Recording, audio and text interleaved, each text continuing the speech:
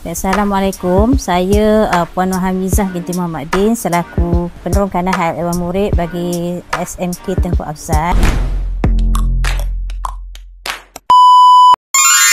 Berkaitan dengan program kita semula, pengumpulan barangan kita semula dan pakaian terpakai. Sebenarnya kami telah melaksanakan program ini semenjak tahun 2023 lagi.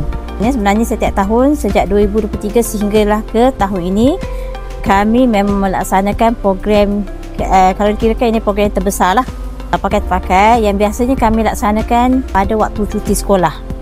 Disebabkan kegunaan dewan lah yang sesuai untuk pengumpulan barangan tersebut.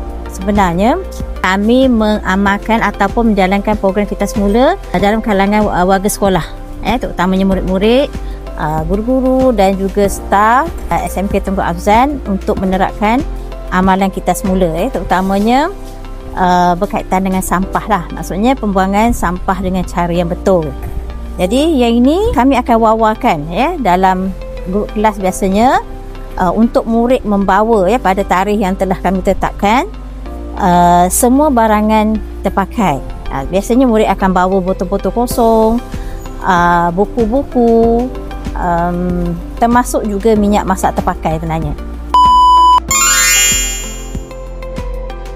Pada tahun 2024 dan tahun ini 2025, pihak Kelab Alam Sekitar bagi SMK Tengku Afzan telah menjalinkan kolaborasi dengan pihak pengakap Kelana Negeri Pahang, yang mana kami telah meminta pihak pengakap Kelana untuk mengambil pakaian terpakai yang telah kami kumpulkan di Dewan SMK Tengku Afzan.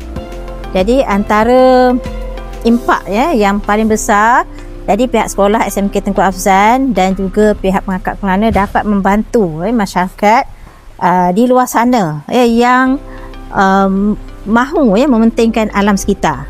Sebab bila poster yang kami sebarkan kepada masyarakat luar, mereka sangat teruja dan sangat tertanya-tanyalah bila nak mula. Ada yang sampai tak sabar untuk nak menghantar pakaian, ada yang hantar pun terlebih awal. Program pengumpulan barangan kita semula dan pakaian terpakai ini turut membantu ataupun mendapat kerjasama daripada golongan belia, terutamanya di pihak kami juga, di pihak sekolah. Kami telah melatih murid-murid di sekolah kami, maksudnya di awal mereka berada di zaman persekolahan dalam kepentingan memelihara alam sekitar, yang mana yang telah disebutkan tadi. Setiap tahun kami akan mengadakan pertandingan antara kelas, keceriaan kelas dari sudut 3A untuk membantu murid-murid kami yang akan menjadi ataupun melangkah ke golongan belia pada masa akan datang. Termasuk jugalah bagi mereka yang menghantar pakaian terpakai di sini ataupun barangan kita semula, kebanyakannya juga terdiri daripada golongan-golongan belia yang sangat mementingkan alam sekitar.